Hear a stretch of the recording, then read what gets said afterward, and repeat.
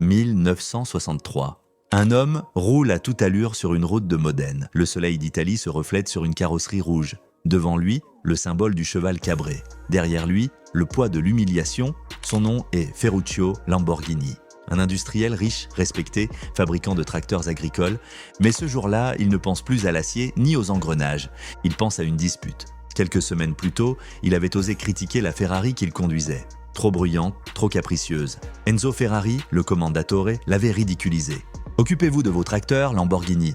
Ces mots furent une gifle. Et dans cette gifle naquit une légende. Car Ferruccio ne voulait pas seulement créer une voiture, il voulait humilier Ferrari sur son propre terrain. Ce n'était pas une marque qui allait naître, mais une guerre. Une guerre d'ego, de vitesse, de design. Une guerre entre deux visions du luxe italien, le raffinement aristocratique contre la puissance provocante.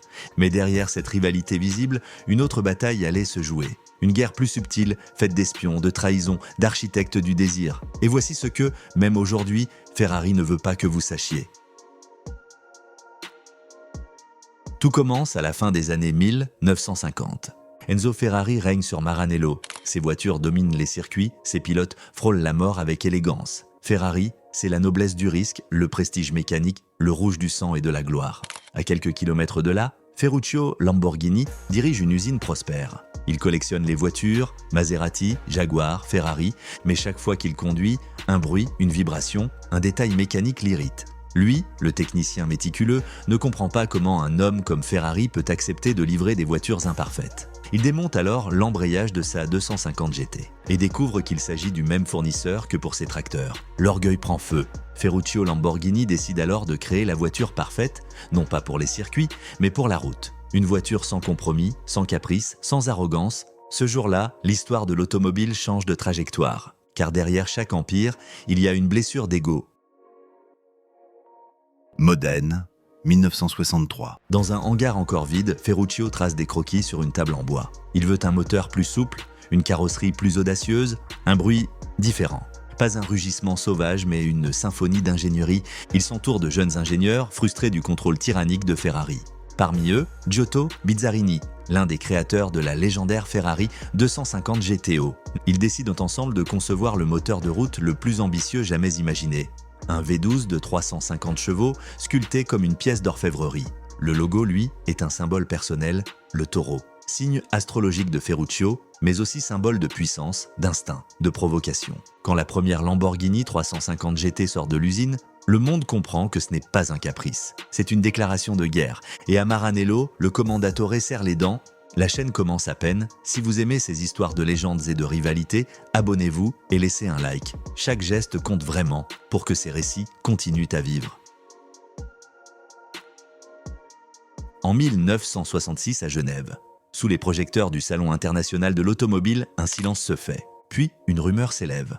Au centre du stand Lamborghini, une forme inédite, basse, fluide, sensuelle. C'est la Miura. Les spectateurs n'ont jamais rien vu de tel. Son moteur V12 n'est plus à l'avant, mais placé derrière le conducteur, une révolution. Le capot arrière laisse entrevoir le métal poli comme un cœur battant à ciel ouvert. Le design signé Marcello Gandini évoque la vitesse même à l'arrêt. Les phares en amande, les courbes animales, la posture d'un fauve prêt à bondir. La Miura n'est pas seulement une voiture, c'est une sculpture vivante. Elle invente une nouvelle idée du luxe. Le luxe du désir visuel, celui qu'on ne touche pas, qu'on contemple.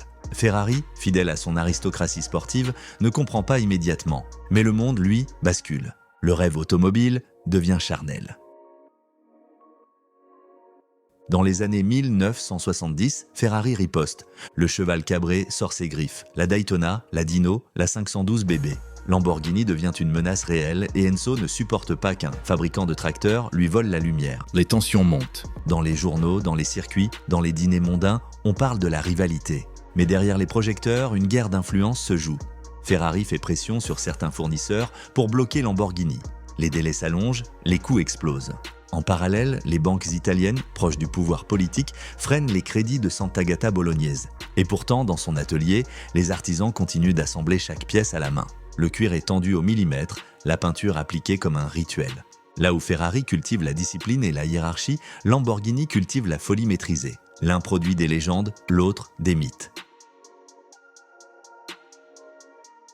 1973, la crise pétrolière frappe le monde, les supercars deviennent indécentes. Ferruccio, lassé des dettes et des batailles, vend son entreprise. Le taureau perd son maître. Mais les voitures continuent d'exister comme des fantômes d'un âge d'or. La Countach naît en 1974, un monstre d'angles et de lignes brisées. Elle incarne l'excès, la provocation pure. C'est l'opposé exact de Ferrari. Là où Maranello reste classique, Sant'Agata devient futuriste.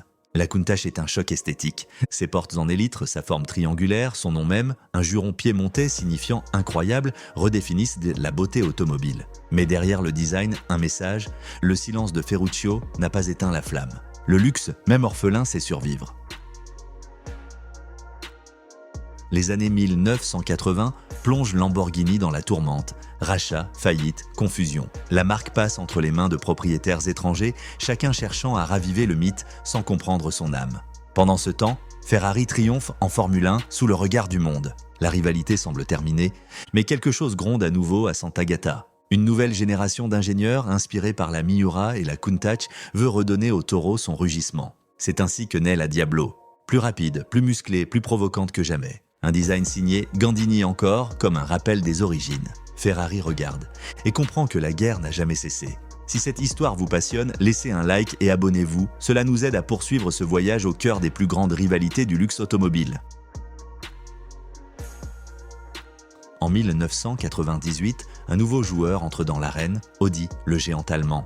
Sous sa direction, Lamborghini renaît. Les ateliers sont modernisés, les finitions deviennent obsessionnelles, la précision germanique s'allie à la folie italienne. Le mariage improbable entre rigueur et passion. La Murcielago, puis la Gallardo redéfinissent le taureau. Le rugissement devient symphonie, le design, une architecture, chaque modèle semble sculpter la lumière. Ferrari, de son côté, s'enferme dans son aura sportive. Mais Lamborghini devient un objet de culture, un mythe pop, clip, film, collection. Les jeunes ne rêvent plus d'un cheval cabré, mais d'un taureau furieux. Voici où la guerre prend une tournure inattendue. Ferrari reste une religion, Lamborghini devient une émotion. Aujourd'hui, posséder une Lamborghini, c'est afficher l'interdit. Ce n'est plus seulement conduire une voiture, c'est posséder un symbole. Le son d'un V12 dans un tunnel, la signature lumineuse, la couleur impossible à reproduire, tout est conçu pour provoquer. Mais cette provocation est méthodique. Chaque modèle est produit en quantité strictement limitée. Chaque client est sélectionné. Chaque communication joue sur le secret. Là où Ferrari parle d'héritage, Lamborghini parle de désobéissance. C'est la marque des anticonformistes, des artistes, des milliardaires qui refusent la norme. Elle n'essaie pas de séduire tout le monde. Elle cherche à fasciner les rares. Et c'est précisément cela, le nouveau luxe, être incompris. Derrière la rivalité entre Ferrari et Lamborghini se cache une vérité plus profonde. Les deux marques ne se combattent plus vraiment. Elles s'alimentent l'une l'autre. Chaque scandale, chaque innovation, chaque provocation de Lamborghini pousse Ferrari à se réinventer. Chaque triomphe de Ferrari nourrit la rage du taureau. C'est une guerre devenue symbiose, une rivalité devenue stratégie. Car dans le luxe, la concurrence n'est pas un ennemi, c'est un miroir. Et si Ferrari a inventé la vitesse sacrée, Lamborghini a inventé la vitesse émotionnelle. L'une vend la perfection, l'autre vend le frisson. L'une est divine, l'autre diabolique. Et ce qu'ils ne veulent pas que vous sachiez, c'est que sans l'un, l'autre n'existerait pas. Au fond, cette guerre n'a jamais été mécanique. C'était une guerre d'âme. Ferruccio voulait prouver que le luxe pouvait naître de la colère, qu'un affront pouvait devenir une œuvre d'art. Et il y est parvenu. Aujourd'hui encore, chaque Lamborghini qui démarre réveille le fantôme d'un homme blessé. Chaque Ferrari qui passe lui répond en silence. Leur rivalité n'a pas créé deux marques. Elle a créé un mythe à deux visages, la perfection contre la passion, la tradition contre la rébellion. Mais derrière ces machines de rêve, il y a une leçon plus vaste. La grandeur naît toujours de la friction. Des blessures, des refus, des provocations, et parfois, il suffit d'un mot, une insulte, une étincelle, pour changer à jamais le cours de l'histoire.